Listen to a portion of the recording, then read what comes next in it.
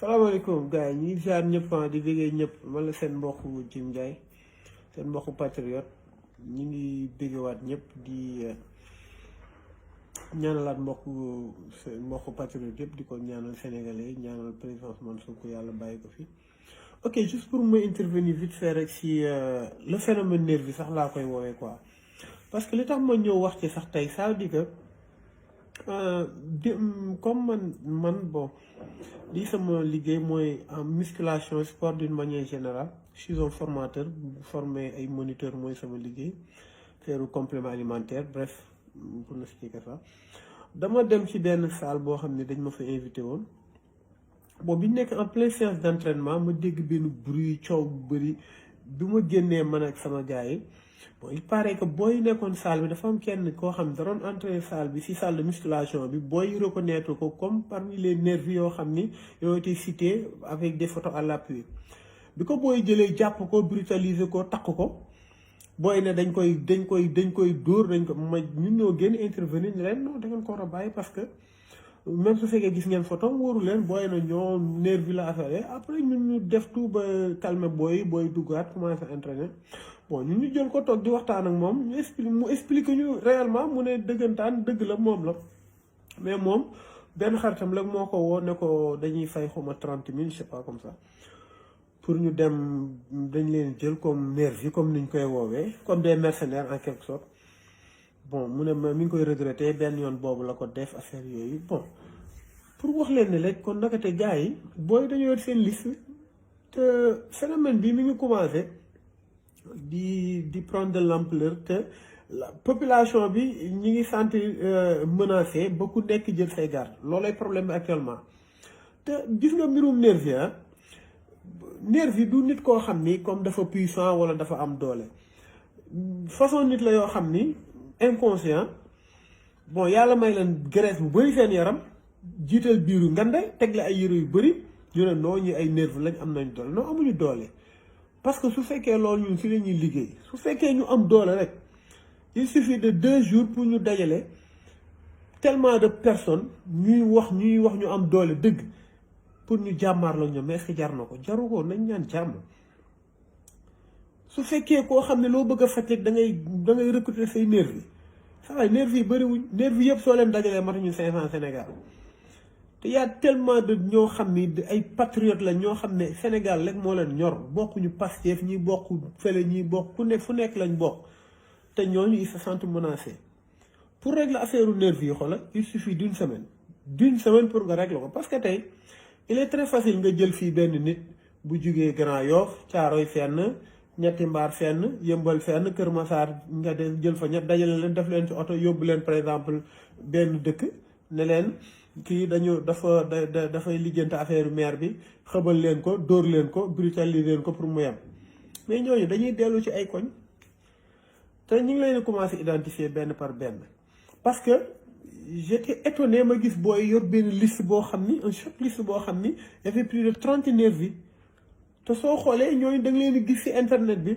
c'est-à-dire que ñu ngi leen commencé identifier ba pare di leen écarter di leen isoler ba pare di leen traiter comme des ennemis te ñooñu pourtant suñuy frères lañ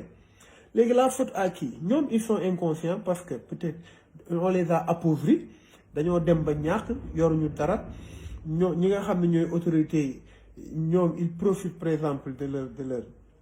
leur détresse de leur pauvreté pour utiliser leen di leen fay 30 000 50 000 pour ñu dem di def les sales boulots léegi kooku noonu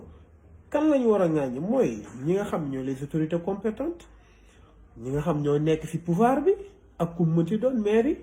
ñooñu su fekkee ñoom Sénégal am nañ par exemple force de l'ordre yoo xam ni ils ont le monopole de l'ordre ils ont le monopole de la violence ñooñu mënatuñu assurer loolu noonu mais y a problème su ma demee ba seetaan ay nervi di dóor ay nit gendarme taxaw mais j'ai peur et ça nous relègue à prendre nos mesures ku nekk pare te loolu li muy indi mooy am na loo xam ne mi ngi dox fi muy jëm dina metti damay ragal nit tase ku ngan sax jàpp dóor gaañ ko wala dara wala koo xam ne am na tuuti miskul sax gars yi soto la dóor la ba nga dee te loolu waruñu fa yegg la moo ko fi jar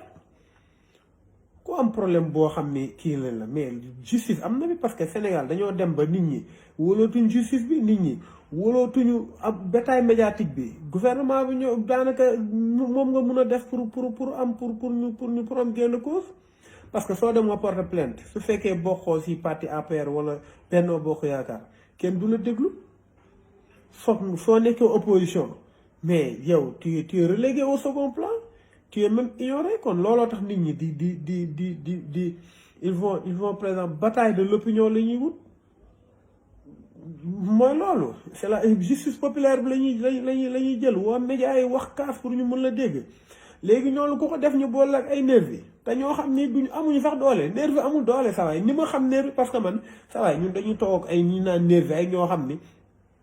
ay bërigo graisse la ñuy toog di waxtaan ak ñoom naan leen sawaay li ñuy def baaxul parce que ñun ñoo leen ñooñ di wax ñëpp ñoo leen di jaay ay compléments alimentaires man fii ku fi taxaw naan ñu fi ëpp 80% nervi yi ñuy wax su ma la jaay complément alimentaire jaay naa la complément alimentaire ko la xam su ma la entraîné wul entraînement ma formé sa moniteur kon ça di que gars yi dañu war a yem balaa affaire di dégénérer pour régler problème nervi yi il nous suffit d'une semaine parce que ñiy entraîné saa yëpp am doole duñu ay nervi ñi ngi taxaw yor seen oto di liggéey di dem ko ñëw te mun a régler problème ku ci téye nervi na ko téye ko du yëngu kon ça di que nañu yem xam ne affaire yi fi mu jëm bokkul nii lañ def di pompe population ba ñu mer mu am fi marché bi ay émeutes yoo xam ne kenn mënu ko téye je veux pas que l'histoire se répète nañ ñaan yàlla jàmm moo gën ñi war a wax nañu wax parce que problème nervi moom c'est facile à régler c'est très facile à régler avant que muy am genre guerre civile mënul am parce que nervi yi matuñu 5 ans li am mooy régler des comptes loolu mooy am te loolu ñaanuñu ko ay suñuy frère lañ kon gars yi nañu indiwaat seen xel nervi yi xam ne li ñu leen liggéeyloo jaru ko nañ dem wuti liggéey yoo xam ne c'est lucratif ñu am ci dara